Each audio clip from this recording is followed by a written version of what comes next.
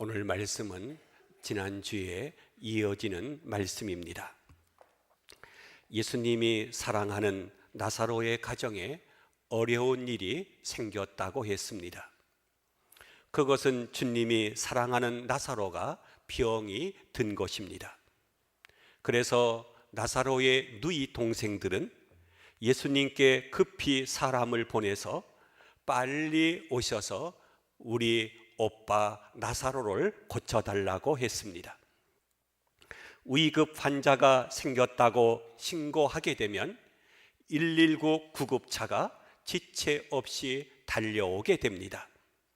환자의 생명은 시간을 다투기 때문이죠. 그런데 예수님은 이러한 긴급한 전가를 받고서도 바로 오시지 않았습니다. 예수님은 그곳에서 이틀을 더 지체하셨습니다.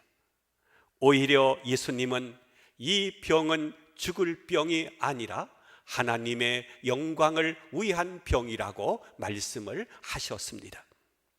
이렇게 예수님께서 지체하는 사이에 나사로는 숨을 거두고 말았습니다. 이때 마르다와 마리아의 슬픔은 이루 말할 수 없었을 것이고 예수님께 대한 원망과 섭섭한 마음을 가지고 있었을 것입니다.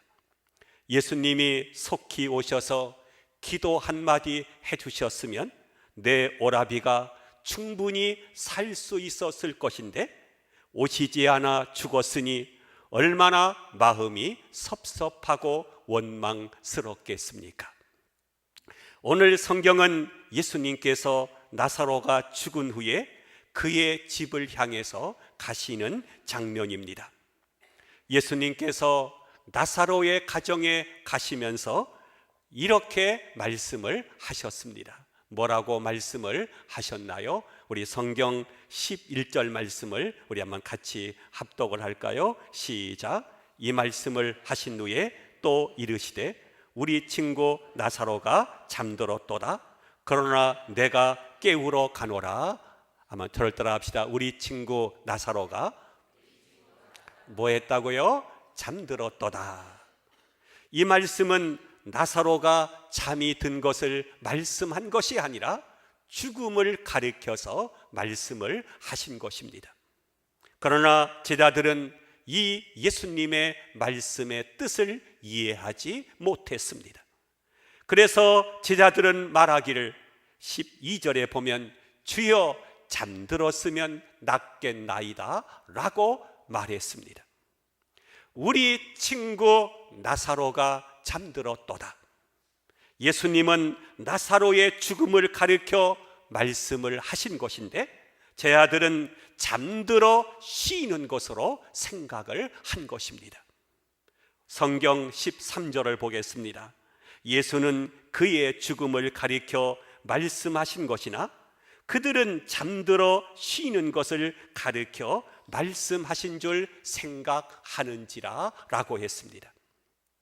3년 동안 예수님을 따라다니던 제자들이 예수님의 말씀에 대해서 이렇게 불통일 수가 없습니다. 요즘 학생들처럼 아침에 학교에 등교했다가 저녁에 하교하는 것이 아니라 제자들은 예수님과 함께 무려 3년 동안 먹고 자고 공부했습니다. 오늘날의 학생들의 공부 시간과 비교하면 10년 이상 공부한 것이나 마찬가지라고 볼 수 있습니다. 이렇게 예수님으로부터 많은 것을 보고 듣고 배웠지만 제 아들은 예수님의 말씀의 뜻을 알아듣지 못한 것입니다. 즉 대화가 전혀 통하지 않은 것이죠. 현대를 가리켜서 단절의 시대라고 말합니다.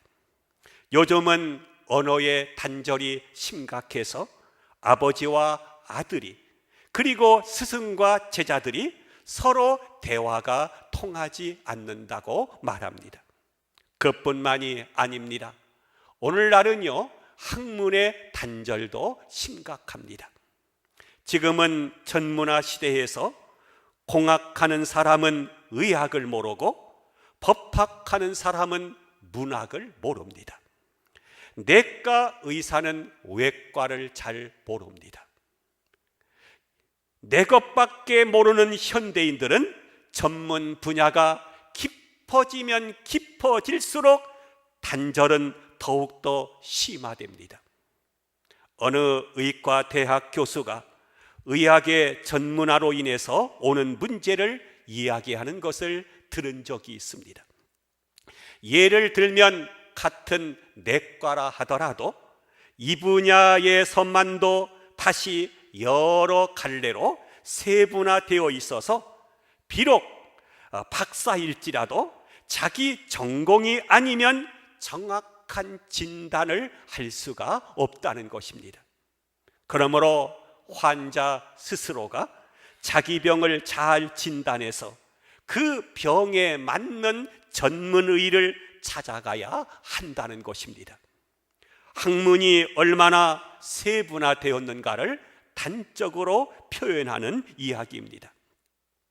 이렇게 점점점 더 깊게 학문을 연구함으로 자기 세계 외에는 전혀 문외한이 되어서 소위 단절의 벽이 점점 높아져 가고만 있습니다. 그 결과 말이 잘 통하지 않고 마음이 통하지 않고 심지어 도덕의 단절까지 오고 있습니다. 가치관도 서로가 달라서 젊은 세대에게는 선이지만 기성세대 사람들에게는 선이 아닐 수가 있는 무서운 단절의 시대에 우리들은 살고 있습니다. 우리는 오늘 성경에서도 언어의 단절을 볼 수가 있습니다. 예수님과 제자들 사이에 왜 이러한 단절이 생겼을까요? 이유는 첫째로 관심이 서로 다르기 때문입니다. 제자들의 마음속에는 예수님께서 유대인의 왕이 되었으면 하는 마음을 가지고 있었고, 예수님은 십자가를 질 생각을 가지고 있었습니다. 이렇게 서로가 관심이 다르니까 통할 리가 없습니다. 두 번째는 자기 경험에만 집착하고 있기 때문입니다. 내가 경험한 것만 믿고 내가 경험하지 못한 세계에 대해서는 무조건 부인하며 믿지 않으려고 하는 사람과는 대화가 되지 않습니다. 가령 달나라에 갔다 온 사람이 달이 이러이러하다고 말하면 그것을 그대로 믿어야 합니다. 우리가 어떻게 세상의 모든 일을 다 경험하며 살 수가 있겠습니까? 내가 꼭 달나라에 가야만 되겠습니까? 그런데 어리석게도 우리들은 나의 경험이라고 하는 감옥에 갇혀서 대화를 단절시키고 있습니다. 셋째는 상대방의 마음을 알려고 하는 노력이 없기 때문입니다. 저 사람의 생각이 무엇이고 저 사람이 무슨 말을 하고자 하는가를 알려고 하는 마음이 있어야 됩니다. 열린 마음, 다시 말해서 잘 듣고자 하는 마음이 있고서야 대화가 통하는 것입니다. 언제나 내가 하고자 하는 말보다는 예수님의 말이 더 중요하다고 생각하는 마음이 있어야 귀가 열리고 마음이 열리게 되는 것입니다. 그런데 제 아들은 정신을 차려서 듣고자 하는 마음이 없었습니다.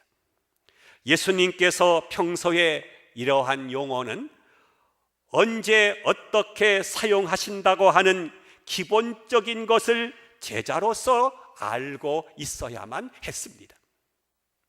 요한복음에 보면 이렇게 예수님과 대화가 통하지 않는 이야기를 여러 가지로 다루고 있습니다. 니고데모가 그랬잖아요. 요한복음 3장 3절에서 예수님은 사람이 거듭나지 않으면 하나님 나라에 들어갈 수 없다고 말씀을 하셨습니다. 그러자 니고데모는 다시 묻기를, 사람이 늙으면 어떻게 날 수 있습니까? 두 번째 모태에 들어갔다가 나올 수 있습니까? 라고 말한 것입니다. 이렇게 예수님과 니고데모는 대화가 전혀 통하지 않은 것입니다. 예수님과 제자들과도 대화가 잘 통하지 않았습니다.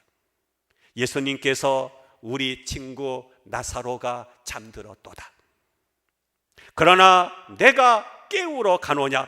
라고 말씀을 하셨는데 제자들은 주여 잠들었으면 낫겠나이다 라고 동문서답을 한 것입니다. 이 말은 아주 중한 병일지라도 한참 푹 자고 나면 낫게 되는 경우를 말합니다. 충분히 수면을 취하고 나면 웬만한 병도 차도가 있고 몸살 정도는 거뜬히 낫게 된다는 생각은 옛날이나 지금이나 마찬가지입니다.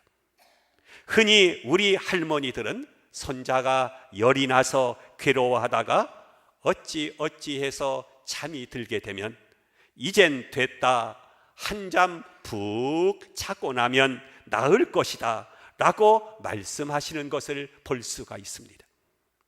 그러고 보면 오늘 제자들이 잠들었으면 낫겠나이다 라고 대답한 것은 상당히 일리가 있는 말입니다. 보통 건강하다는 것을 이야기할 때 세 가지 조건을 이야기합니다. 첫째는 잘 먹는 것입니다. 잘 먹는다는 것은 많이 먹는다는 것을 말하는 것이 아니고 균형 있고 절제 있게 먹는 것을 말합니다. 흔히 맛있는 음식이 있으면 많이 먹고 맛이 없으면 거의 먹지 않는 경우가 있는데 건강의 비결은 시간을 맞추어서 일정한 양을 규칙적으로 먹는 것입니다. 입맛에 의해서 양을 조절하지 않고 일정한 양을 규칙적으로 먹어야 합니다. 두 번째는요, 잘 자야 됩니다. 밤은 하나님께서 휴식을 위해서 주신 것이므로 깊이 잘 자야 됩니다. 그리고 일단 잠이 들게 되면 아침까지 깨지 않는 사람이 건강한 사람입니다. 대개 허약한 사람들을 보게 되면 밤새도록 자는 것인지 깨어 있는 것인지 분간이 안 갈 정도로 몽롱한 가운데 밤을 지새우는 경우가 있습니다. 깊이 잠을 잔다는 것은 건강에 대단히 중요합니다. 셋째는 적당한 운동을 해야 됩니다. 이 세 가지 조건이 잘 되면 일반적으로 건강은 이상이 없다고 말합니다. 오늘 성경에서 제자들은 예수님께서 내 친구 나사로가 잠들었도다 라고 하신 말씀을 일반적인 잠으로 잘못 이해한 것입니다. 그러면 죽은 나사로를 왜 예수님께서는 잠을 잔다고 표현을 하셨을까 하는 것입니다. 원래 잔다는 말은 쉰다는 뜻으로 사람은 낮에는 일하고 밤에는 잠을 잡니다. 이와 같이 죽음은 고달픈 세상에서 열심히 살다가 긴 잠에 들어가는 것을 말합니다. 여러분, 혹시 죽음에 대해서 두려운 생각을 가지고 있는 분이 계십니까? 죽음은 잠자는 것과 같은 것입니다. 이것은 제 말이 아니라 성경의 말씀이고 예수님의 말씀입니다.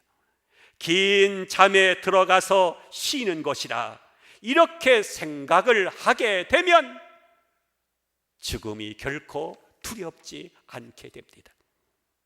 또 예수님은 나사로를 곧 살리실 것이므로 구태여 죽었다라고 표현하지 않으셨습니다.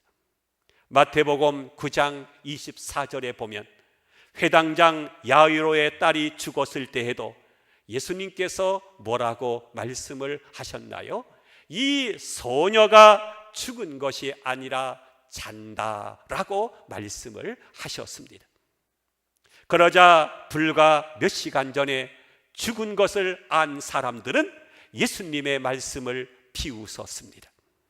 그들은 숨이 끊어지면 심장이 멈추었으니까 죽었다고 생각을 했지만 예수님께서 보실 때는 이제 곧 일어날 것이니 잔다고 말씀을 하신 것입니다. 놀라운 이야기가 아닐 수가 없는 것입니다. 스데반 집사가 죽을 때도 숨지는 장면에서 성경은 다음과 같이 기록하고 있습니다. 사도행전 7장 60절에 보면 무릎을 꿇고 크게 불러 이르되 주여 이 죄를 그들에게 돌리지 마옵소서. 이 말을 하고 자니라 라고 죽음을 잔다고 표현하고 있습니다. 사도 바울은 고린도전서 15장 6절에서 그 중에 지금까지 대다수는 살아있고 어떤 사람은 잠들었으며 라고 했습니다. 이렇게 죽음을 잔다고 표현하고 있습니다. 또 데살로니가전서 4장 13절에서도 형제들아 자는 자들에 관하여는 너희가 알지 못함을 우리가 원치 아니하노니 라고 모두가 죽음을 잔다고 말씀하고 있습니다. 데살로니가전서 4장 14절에서도 죽음을 갖다가 예수 안에서 자는 자들이라고 표현하고 있습니다. 이것은 예수 믿고 죽은 사람을 말합니다. 이것이 바로 그리스도인의 신앙입니다. 이렇게 그리스도인들은 죽음을 볼 때 잠자는 것처럼 편안한 마음으로 생각을 해야 됩니다. 성도 여러분, 저녁에 잠자리에 들면서 아침에 깨지 못할까 봐 걱정하는 분이 있습니까? 없습니다. 다음 날 아침에 깰 것을 알기 때문에 오늘 밤에도 편안하게 잠자리에 들게 될 것입니다. 이렇게 그리스도인들은 죽음에 대한 자세도 잠자리에 드는 것처럼 편하게 쉬러 가는 마음으로 눈을 감을 수 있도록 기도해야 할 것입니다. 어떤 분은 자기의 죽을 시간을 대략 짐작하고 깨끗하게 목욕을 하고 몸을 단정히 한 후에 자기 신변을 정리하고 잠자리에 누워서 정말 죽은 모습을 보면 잠자는 모습처럼 편안하게 세상을 떠나는 분들을 보게 됩니다. 아름다운 죽음의 모습인 것입니다. 예수 믿는 사람들은 곧 깨어날 것이니 그 기간이 100년이든 1000년이든 상관이 없습니다. 주님 재림하실 때 다시 깨어날 것이니 죽음을 자는 것으로 받아들이고 그렇게 믿는 것이 바로 그리스도인의 믿음인 것입니다. 죽음이란 부활 바로 직전에 있는 하나의 과정으로 금생과 내세 사이에 있는 터널로 이 과정은 지나가는 것뿐입니다. 그러므로 내세관이 분명한 사람은 살고 죽는 것이 아름답고 초연할 수밖에 없는 것입니다. 이것이 바로 그리스도인의 삶의 자세입니다. 예수님은 3년 동안이나 함께 지내온 제자들이 잔다라고 하는 말조차 알아듣지 못했지만 꾸짖지 아니하시고 다시 제자들에게 설명을 하십니다. 본문 14절을 봅니다. 이에 예수께서 밝히 이르시되 나사로가 죽었느니라. 사람들이 나사로가 잠잔다는 것을 이해하지 못하자 예수님은 죽음을 잠든 잠을 자는 것으로 친절하게 가르쳐 주고 계신 것을 보게 됩니다. 우리의 친구 나사로가 잠들었도다.